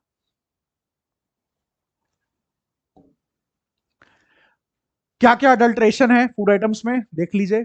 मेटेनिल yellow turmeric में, rhodamine B in cotton candies में, कॉटन कैंडी अगर आप खाते हैं, Sudan dyes added to spice, argemone oil जो कि mustard oil से mix किया जा रहा है, यूरिया को ऐड किया जा रहा है मिल्क से ताकि उसको और थिक किया जा सके, मिनरल ऑयल को मिक्स करते हैं एडिबल ऑयल से, और चाक पाउडर ऐड किया जा रहा है आपके फ्लोर में, आटे में। ये सारे प्रीलिम्स के लिए रेलेवेंट। ऑरामाइन ओ याद रखना। रैंडम फॉरेस्ट न्यूज में है with regard to developments in the field of machine learning. Who would have thought कि रैंडम फॉरेस्ट जैसा कंसेप्ट मशीन लर्निंग में आएगा, जो कि एआई का कोर है। क्या है ये एक सुपरवाइज्ड एल्गोरिदम है जो कि यूज करता है uses an ensemble learning method combining multiple models to produce results consisting of multitude of decision trees, output of which is the consensus of the best answer to the problem। आप सवाल कोई पूछ रहे हैं कि current affairs science and tech के सबसे relevant topics कौन से हैं चैट जीपीटी से फॉर एग्जांपल, जो कि एक एलएलएम मॉडल है, लार्ज लैंग्वेज मॉडल है, तो वो इसका इस्तेमाल कर सकता है अगर उसमें ये टेक्नोलॉजी लगाई गई है। तो मल्टीपल प्लेटफॉर्म्स में जाके मल्टीपल आंसर्स को देखते हुए सबसे बढ़िया जो आंसर है वो आपको दे देगा कंसेंसस के बाद। हाई एक्यूरेसी है, जो मिसिंग जो वैल्यूज है उनको हैंडल करता है, ये ओवर फिटिंग को रिड्यूस करता है और लार्ज डेटाबेस के साथ बढ़िया तरीके से काम कर सकता है। Random forest. इस तरीके से डीप लर्निंग आपके न्यूरल नेटवर्क्स, मशीन लर्निंग और आर्टिफिशियल इंटेलिजेंस के लिए रेलेवेंट है, कोर है। Deep learning is at the core of everything. Quantum echoes news में है। गूगल ने recently major quantum computing experiment called quantum echoes को सक्सेसफुली कंडक्ट किया। ये क्या है? This is an experiment is not about computation और cryptography but a major leave in verifying quantum behaviour. मैंने पहले भी कहा कि क्वांटम टेक्नोलॉजी एक ऐसी टेक्नोलॉजी है इसके बारे में जितनी बार बातें की जाएं उतना ज्यादा आप इल इन्फॉर्म्ड उसके बारे में होंगे। तो काफी जरूरी हो जाते हैं इस तरह के एक्सपेरिमेंट्स। जो 2019 में साइक्नामोर एक्सपेरिमेंट किया गया था उसकी तुलना में डिफरेंट है, विच claimed quantum supremacy for completing एक random number task faster than any super computer. Basically ये जो इकोज हैं दे studies how quantum information spreads and reappears within the entangled qubits, offering insight into quantum behavior। जो physical understanding है qubits की वो समझाने में ये सक्सेसफुल रहा ये mission. So it used a 65 qubit Willow superconducting processor to measure how quantum information spreads and reinforces within the entangled system। तो कैसे क्वांटम सुपरमेसी से ये डिफरेंट है और ये क्या है, किसने इसको कंडक्ट किया था, ये रेलेवेंट हो जाता है प्रीलिम्स के लिए।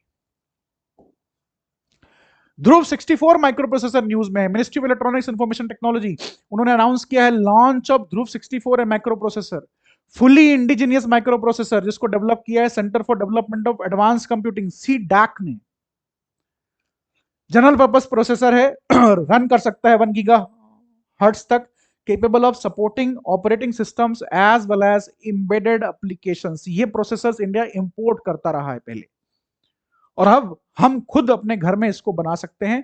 64 बिट का माइक्रो प्रोसेसर है जिसको डिजाइन किया गया है मॉडर्न ऑपरेटिंग सिस्टम्स और सॉफ्टवेयर के लिए। डिजिटल इंडिया RISC प्रोग्राम के साथ इसको लिंक किया गया है। ध्रुव 64 माइक्रो प्रोसेसर एप्लीकेशंस, ये क्या है, किसने डेवलप किया, relevant. Rocket Vikram 1 privatisation space में हो रहा है न्यू स्पेस पॉलिसी की बेसिस पे। तो अभी प्राइम मिनिस्टर साहब ने इनॉग्रेट किया स्काई रूट कंपनी का एक कैंपस हैदराबाद में, जिन्होंने विक्रम 1 एक रॉकेट बनाया है। ये जो प्रोग्राम है इसमें जो स्टेजेस हैं, 4 स्टेज का ये रॉकेट है। इंडिया के प्राइवेट सेक्टर एम्बिशंस को ये आगे लेके जाएगा। सबसे पहला स्टेज कलाम 1200, दूसरा कलाम 250, तीसरा कलाम 100 और चौथा जो स्टेज है वो 4 रमन हाइपरगोलिक इंजन्स का इस्तेमाल करेगा। तो जो स्टेजेस हैं वो कितने हैं? पहले में for example solid rocket motor है, दूसरे में सॉलिड फ्यूल रॉकेट मोटर है, तीसरे में वैक्यूम थ्रस्ट का इस्तेमाल किया जा रहा है with carbon ablative nozzle and ethylene का इनोवेटिवली इन्होंने इस्तेमाल यहां पे किया है। रेलेवेंट ये है स्टैट्स।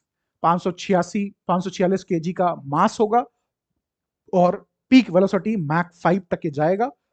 जो पेलोड है वो बहुत ही इंपॉर्टेंट है, 83 किलोग्राम से 100 किलोमीटर तक एल्टीट्यूड तक ये ले जा सकता है। 100 किलोमीटर एल्टीट्यूड तक 83 KG it can take. So small rocket है बट नॉनदलेस प्राइवेट जो सेक्टर है उसमें आगे आ रहा है, जो कि काफी इंपॉर्टेंट चीज हमारे लिए हो जाती है। Relevant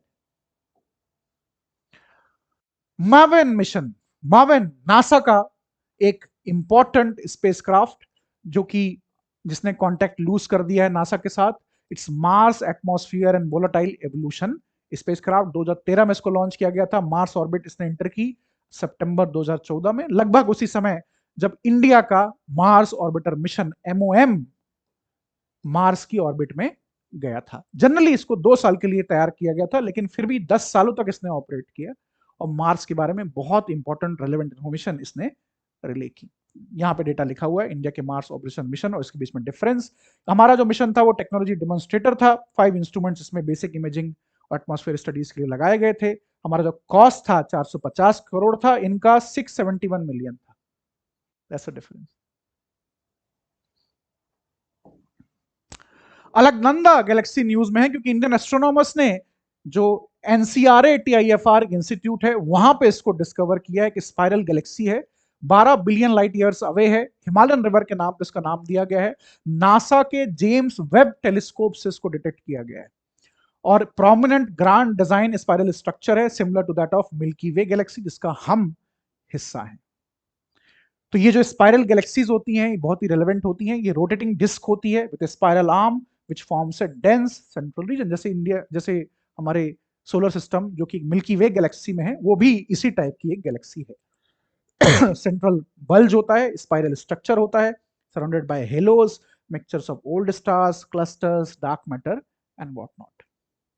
Alaknanda galaxy Indian astronomers ने नासा के जेम्स वेब टेलीस्कोप के माध्यम से डिटेक्ट किया है। नाम उसको दिया है Alaknanda. Project Suncatcher solar power data centre, इसके बारे में चर्चा हो रही है। गूगल के CEO ने ये काफी हंगामा क्रिएट कर दिया जब उन्होंने कहा कि डेटा सेंटर्स की बहुत डिमांड बढ़ती जा रही है AI के कारण।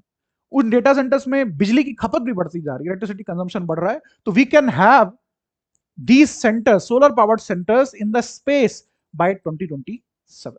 तो ये जो इनिशिएटिव है गूगल ने इन्वर्साइज किया है, एक constellation of compact satellites equipped with custom built tensor processing units design for machine learning and AI task. तो बिजली की सारी समस्या, पावर की सारी समस्या इसके साथ ही खत्म हो जाएगी बिकॉज ये जो वर्किंग मैकेनिज्म है ऐसा है कि each satellite will carry high efficiency solar panels and use free space optical communication beams to relay data between satellites and back to earth. जैसे ये एटमॉस्फेयर से बाहर ऑपरेट करेंगी तो these TPUs will draw abundant solar energy. तो earth में जो energy system के ऊपर प्रेशर है उसको ईज मिल जाएगा। मिशन क्या है, किसने लॉन्च किया है, पर्पस क्या है, 3 चीजें यहां रेलेवेंट है। बाकी जो एफर्ट्स हैं स्टारगेट प्रोजेक्ट की अगर हम बात करें, अल्टमन जो CEO हैं ओपन AI के जिनका चैट GPT है, उन्होंने कहा था, इसके ऊपर बात उन्होंने की थी। Lone star data holdings, they have deployed many data centres on the moon as part of intuitive machine lunar mission. तो इस तरह के जो प्रोजेक्ट्स हैं वो भी रेलेवेंट हो जाते हैं। पर सन कैचर बहुत ही इंपॉर्टेंट प्रोजेक्ट है।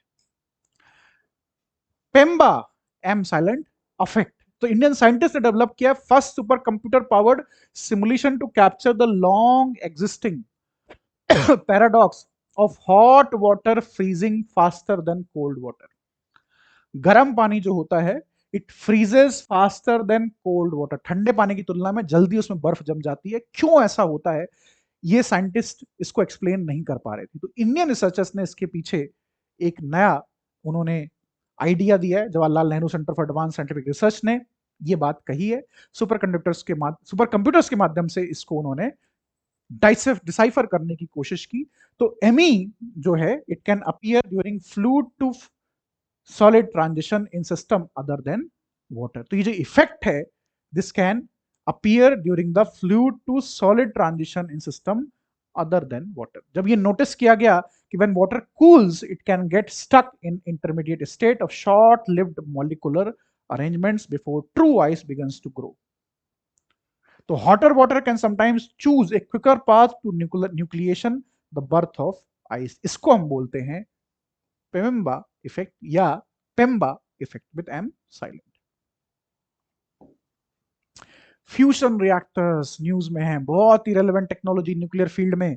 तो China's East fusion reactor achieved a breakthrough in fusion reactors with a sustained plasma density of 65% beyond green wall limit without collapsing and destabilizing the plasma। अगर ये टेक्नोलॉजी मटेरियलाइज हो जाती है तो दुनिया भर में पावर एनर्जी की शॉर्टेज कभी नहीं होगी। अभी हमारे पास जो रिएक्टर्स हैं वो फिजन डिवाइसेस होते हैं, जिनको हम बोलते हैं नाभिकीय विखंडन। हिंदी में इसको बोलते हैं नाभिकीय संलयन, क्योंकि जो फ्यूजन है ये हमारे सन में होता है, सोलर सिस्टम का जो स्टार है।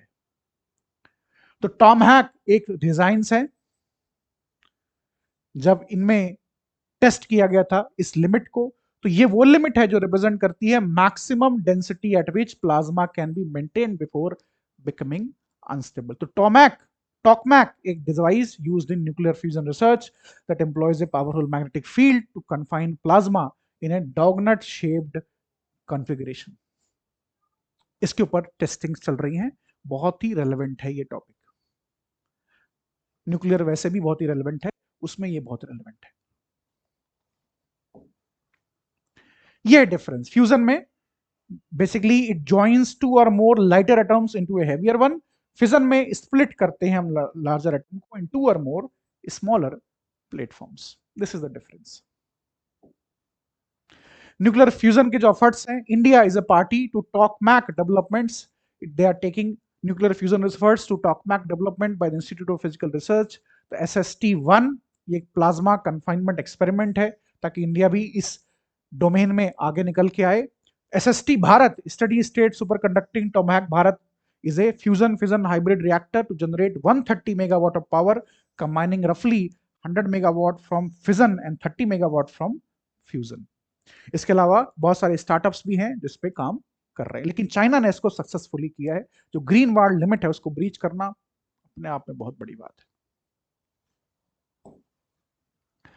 और अगर हम बात करें तो ITER है, international thermonuclear experimental research reactor. International collaboration है, इसमें 35 कंट्रीज इन्वॉल्व हैं, ताकि वर्ल्ड्स लार्जेस्ट टॉकमैक बनाया जा सके, एक मैग्नेटिक फ्यूजन डिवाइस बनाया जा सके और न्यूक्लियर फ्यूजन को सक्सेसफुली हम कंडक्ट कर सके। न्यूक्लियर फ्यूजन होता है नेचर में, जो सन में हो रहा है, लेकिन इसको एक आर्टिफिशियल डिवाइस में करवा पाना वो बहुत बड़ा चैलेंज है।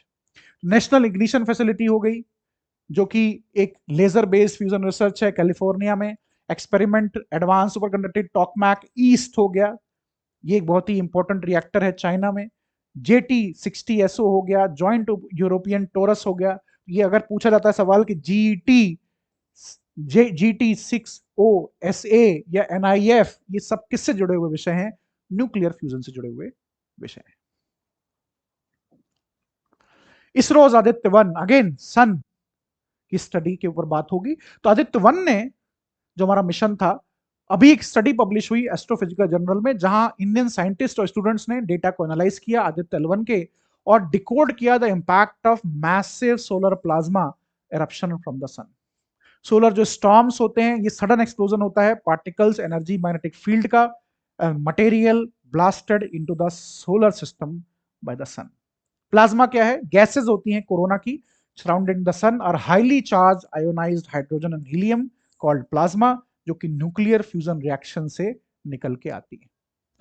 तो सोलर स्टॉर्म्स ऑफ प्लाज्मा में क्या डिफरेंस है? बेसिकली आदित्य-1 को लॉन्च किया गया था सितंबर 2023 में PSLV C57 के माध्यम से। पहला इंडियन मिशन है जो सन को स्टडी कर रहा है। L1 लैग्रेंज पॉइंट में ये सिचुएटेड है। रेलेवेंट, बहुत ज्यादा रेलेवेंट है आदित्य। टेक्टोडॉक्सिन, ए न्यूरोटॉक्सिन के बारे में चर्चा हो रही है। सस्पेक्ट किया जा रहा है कि seafood which triggered serious symptoms in Kerala was contaminated by TTX। क्या है ये? Naturally occurring one of the most powerful marine neurotoxins हैं, हाईली हीट स्टेबल हैं। They found coating the eggs of puffer fish. तो इसको आप उबाल भी लेते हैं तो कोई फर्क नहीं पड़ता इसको, इस पर्टिकुलर टॉक्सिन को। Known for poisonous properties but the animals that produce it have genetic mutation, जिससे ये वो इम्यून हो जाता है, लेकिन हमारे अंदर वो म्यूटेशंस नहीं। तो जैसे आप इसको कंज्यूम करेंगे टॉक्सिसिटी हो जाएगी 1000 times greater than the of sodium cyanide. Cyanide अपने आप में इतना टॉक्सिक है, उससे 1000 गुना बड़ा है। कोई भी नॉन एंटीडोट इसका नहीं है। अगर इंजेक्शन होता है तो सीवियर ऑफन फेटल पैरालिसिस हो सकती है। तो हमें याद रखना है कि ये क्या है, कहां मिलता है, कितना ज्यादा डेंजरस है।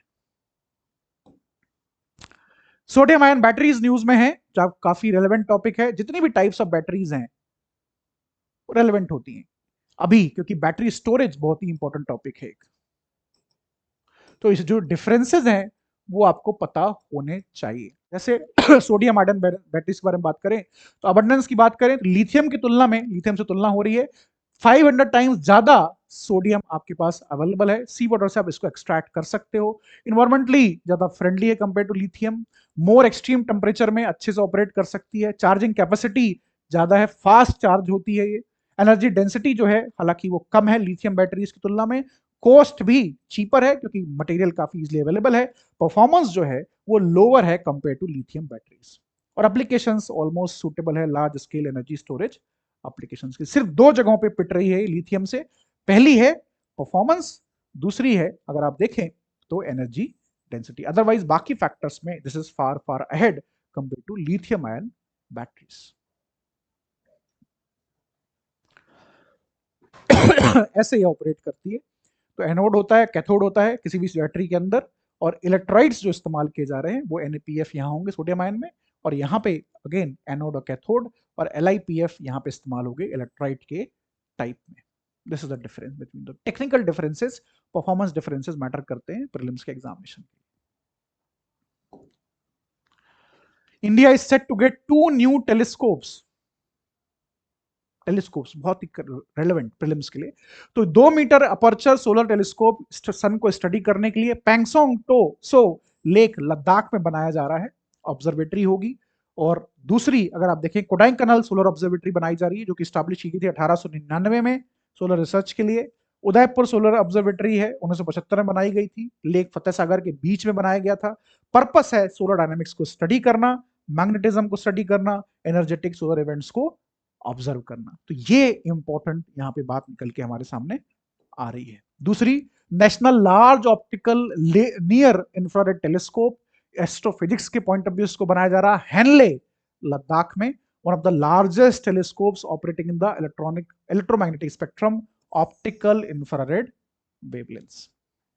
एक्सो प्लैनेट्स हो गए, सुपरनोवा इवेंट हो गए, इन सबको पढ़ने के लिए इसको बनाया गया। Upgraded Himalayan Chandra telescope news में रहता है हमेशा ऑल द टाइम। लद्दाख में फिर से ये है, 25 साल इसको ऑपरेशन को हो गए। एस्ट्रोनॉमी के लिए बहुत ही रेलेवेंट ये एक टेलीस्कोप है जिसका नाम है चंद्रा टेलीस्कोप। जितने टेलीस्कोप्स हैं प्रीलिम्स के लिए रेलेवेंट है। आर्टेमिस न्यूज में है अभी, NASA के astronauts along with 3 people along with 1 Canadian have gone to on a flyby mission around the moon। और वो फ्लाईबाई करते हुए मून के चारों तरफ इर्द गिर्द ऐसे घूमते हुए वापस अर्थ पे आ गए। आर्टेमिस बहुत ही रेलेवेंट मिशन। पर्पस क्या है इसका? पर्पस है लूनर एरिया में ह्यूमन रिटर्न का। 1972 के बाद पहली बार लो अर्थ ऑर्बिट के बाहर ह्यूमन स्पीसीज निकली है, जो कि अमेरिका ने इसको सुपरहिट किया। फाउंडेशनल एक्सप्लोरेशन है ताकि लूनर एरियाज में लेबोरेटरीज बनाई जाए मार्स को एक्सप्लोर करने के लिए, सस्टेन्ड लूनर एवोल्यूशन और ह्यूमन टू मार्स के ऑब्जेक्टिव को अचीव करने के लिए।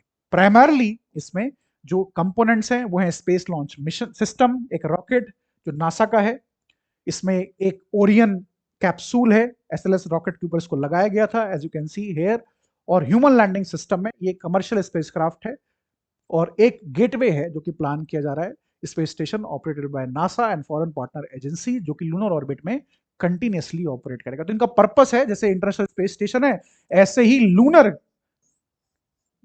स्टेशन बनाया जाए और वहां पे एक परमानेंट हब क्रिएट किया जाए लूनर एरियाज में माइनिंग के लिए और मार्स में आगे परमानेंट कोलोनाइजेशन के लिए। तो मल्टीपल सेट ऑफ मिशन है। Artemis 1 uncrewed lunar orbit mission था 2022 में, अभी ये सक्सेसफुल हुआ आर्टेमिस 2। अब आर्टेमिस 3 लॉन्च होगा, क्रूड टेस्ट होगा in earth orbit of SpaceX Starship human landing system का 2028 में आर्टेमिस 4 होगा। पहली बार क्रूड मून लैंडिंग होगी अपोलो मिशन के बाद। और नासा 2028 में आर्टेमिस 5 भी लॉन्च करेगा। लूनर सरफेस मिशन होगा by the end of year to begin construction of a moon base. तो स्पेस रेस या मून रेस फिर से हीट अप हो रही है। फिर हम आते हैं नोबेल प्राइजेस के ऊपर। फिजिक्स के लिए नोबेल प्राइज दिया गया 2025 में 3 साइंटिस्ट को, जॉन कार्ले, मिचेल ई डेवरॉट और जॉन एम मार्टिनीज को। Names are not that relevant, concept relevant. Concept क्या है? Maximum size of a system that can demonstrate quantum mechanical effect. तो इन साइंटिस्ट ने, तीनों लोगों ने मिलके ऐसे एक्सपेरिमेंट किए जिसने हमें बताया कि इलेक्ट्रिकल सर्किट के अंदर they demonstrated both quantum mechanical tunneling and quantized energy levels। Generally क्या होता है सर्किट में? बेसिक फिजिक्स है यहां पे। करंट जब जाता है उसको रेजिस्टेंस मिलती है, रेजिस्टेंस मिलती है। तो यहां पे सुपर कंडक्टिव कंपोनेंट्स का इस्तेमाल किया गया है। इनको सेपरेट किया गया है bye thin layer of non conductive material. Current के लिए फॉर एग्जांपल पॉइंट ए से आपको पॉइंट बी तक करंट पहुंचाना है, तो यहां पे एयर गैप नहीं हो सकता। ये जो भी मेटल या वायर होगा इसके थ्रू आपको पहुंचाना है। लेकिन अगर बीच में यहां गैप क्रिएट कर दिया गया फिर, तो वहां पे उन्होंने एक थिन लेयर का इस्तेमाल किया नॉन कंडक्टिव मटेरियल का, जिसको हम कहते हैं जोसेफन जंक्शन। फिर भी ये करंट कंडक्ट हो गया, ए से बी तक पहुंच गया। इसके लिए इनको नोबेल प्राइज मिला है। This is the beauty. Chemistry में नोबेल प्राइज मिला है साइंटिस्ट को, 3 लोगों को मिला है, to which have created molecular construction with large spaces through which gases and other chemicals can flow, जिनको हम बोलते हैं metal organic frameworks. They can be used to harvest water from desert air, capture carbon dioxide, store toxic gases, catalyse chemical reactions. Massive space आप create कर सकते हो। Basically आप custom made materials का इस्तेमाल करके बना सकते हो इन चीजों को, ब्लॉक्स बना सकते हो जिनमें ये सब कुछ आ सकता है, जो कि यहां पे इन्होंने मेंशन किया है। तो इन्होंने एक नए फॉर्म का मॉलिक्यूलर आर्किटेक्चर बनाया। In their construction metal ions function as cornerstones that are linked by long organic molecules. Together these metal ions and molecules are organised to form crystals that contain large cavities. तो हमारी समस्या क्या है greenhouse gases की? For example carbon capture की, जब आप carbon capture करते हो तो उसको कहां रखोगे? आप रखोगे उसको अंडरग्राउंड बेड में। यस, जो कोल माइंस है फॉर एग्जांपल, वहां पे स्टोर कर सकते हो आप। You need space to capture that carbon, store it. यहां पे इसका इस्तेमाल हो सकता है बड़े पैमाने पे। अभी तो छोटे पैमाने पे एक्सपेरिमेंटली काम हुआ था जो कि सक्सेसफुल रहा।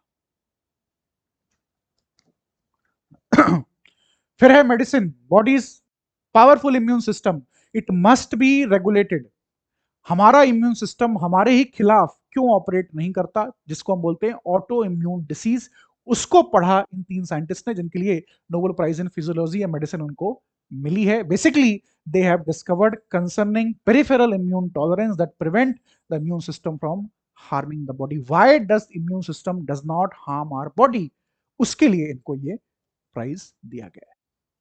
तो सब्जेक्ट मैटर तीनों का बहुत ही क्रिटिकल हो जाता है। इस साल वैसे भी नोबेल प्राइज चर्चा में रहे हैं, डोनाल्ड ट्रंप को पीस प्राइज चाहिए था, तो रेलेवेंट है प्रीलिम्स के लिए। तीनों बहुत ही रेलेवेंट है, physics, chemistry and medicine. That's all on these topics which we have discussed. I'll upload the file on my Telegram channel as well. You can join it on my Telegram channel. I take daily Hindu analysis classes at morning 7:30 on this same channel. So if you are concerned about Hindu newspaper studies and analysis, you can go and watch it there as well. Stay tuned on this channel because अब current affairs related polity, economy, geography के बहुत सारे ऐसे lectures इस channel में upload होंगे जो कि हाईली रेलेवेंट हैं आपके प्रीलिम्स एग्जामिनेशन के लिए। All the best those of you who are going to write this year's prelims. Study hard, revise revise revise at this point of time. और साइंस एंड टेक जैसे low hanging fruits के जो subjects हैं उनमें आपकी accuracy जब अच्छी होगी तब जाके प्रीलिम्स निकलेगा। Thank you.